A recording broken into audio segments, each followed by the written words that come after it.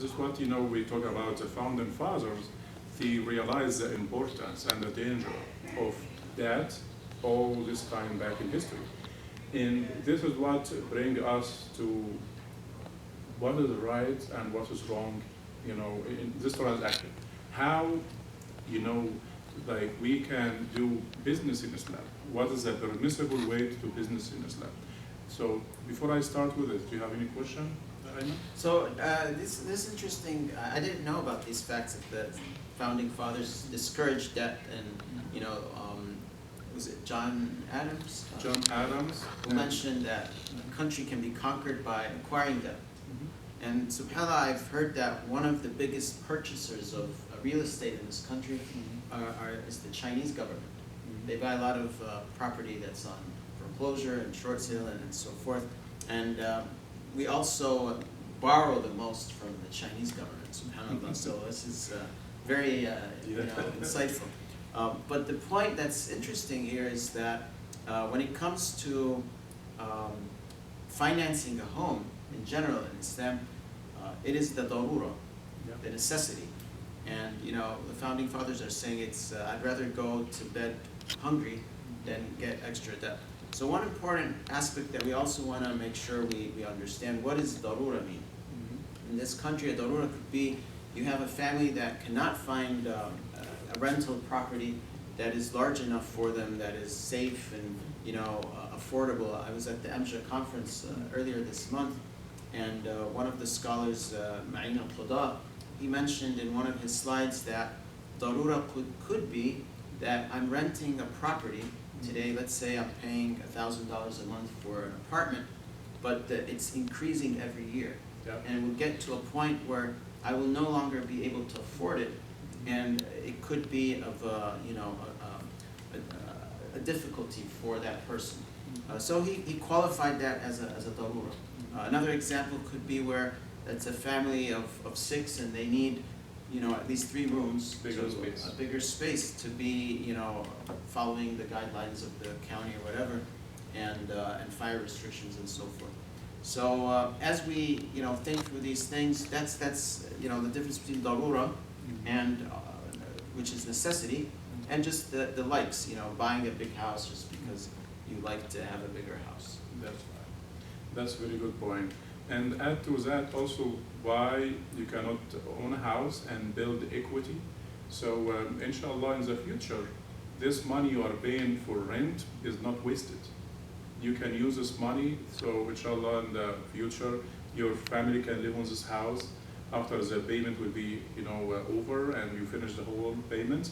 And now your family can own the house and they can do whatever they want. You can continue living for free, or they can sell it and move and get another house. So explain to us, what do you mean by equity, just in case some people don't understand the term.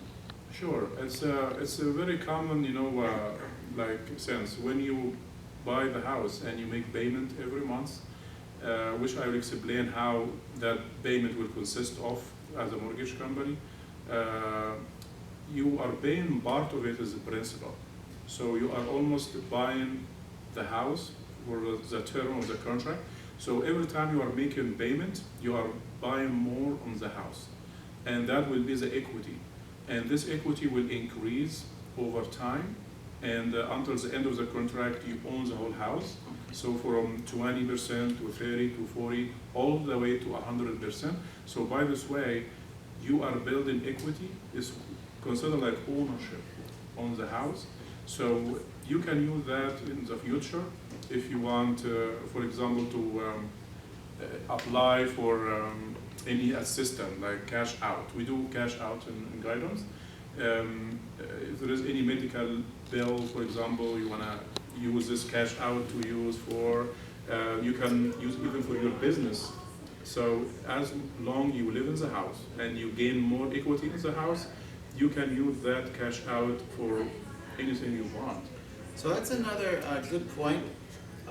Cash out, let's talk about it more later, but the point about owning property and owning equity, it's also important for us as a small minority community in the country.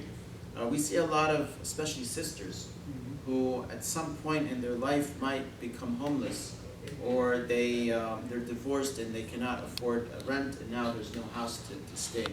And as you're mentioning, when you rent, that is money that's just, you know, spent. Wasted, yeah. It's kind of, yeah, spent in that rent. You don't get you know, an asset in return.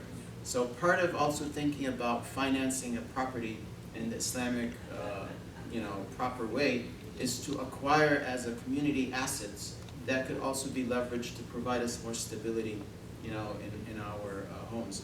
And here, this is an example of a darura, necessity, you know.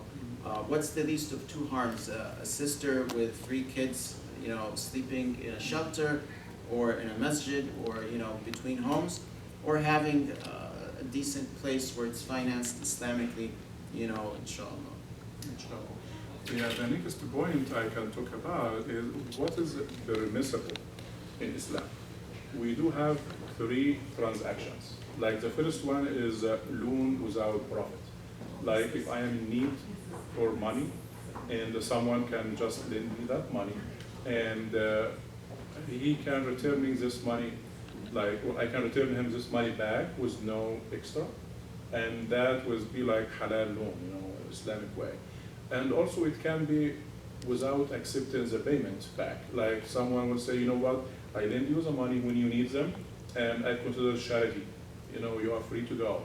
So that is permissible in Islam. The other way is trade, you know, and the third way is buying and selling. So what is the methods of Islamic finances? We have 3 Sharia compliance contracts. We do have murabaha. Murabaha in English means purchase and resale. Like I can buy this phone for $100 and I can sell it for 110 or 120. So I can add markup to the price I bought it for, and I can sell it, making profit, which is 100% halal way. The second way is ijara, lease to own.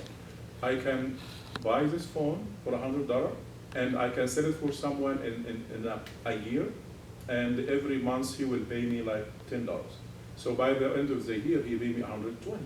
So now I made, you know, agreement with him. You will buy it, you know, for 1 year with lease to own payment, which is the total will be 120. So we agree from the beginning, it will not be $100 anymore because he doesn't have the cash for now. If he has the cash now, it's okay. So you're like renting it out to him. I rent it out, but by the end of the contract, he will own. So all of that will be the agreement. The other third way of making, you know, Islamic, you know, transactions is musharaka, which in English means partnership. And partnership or musharaka, it has 2 branches. We have sharakatul milk, which is asset ownership, and the sharakatul aqd, which is business relationship. Let's talk about first the business relationship.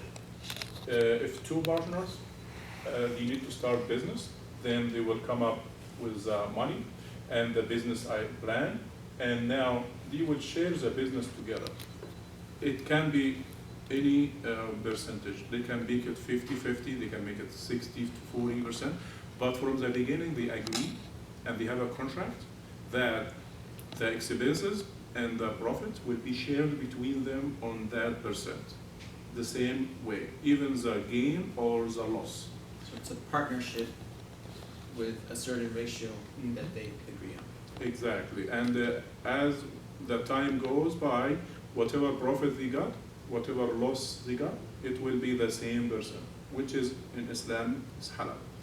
The other way of musharaka, and this is by the way what we do in guidance, is musharakat or sharakatul milk, which is asset ownership.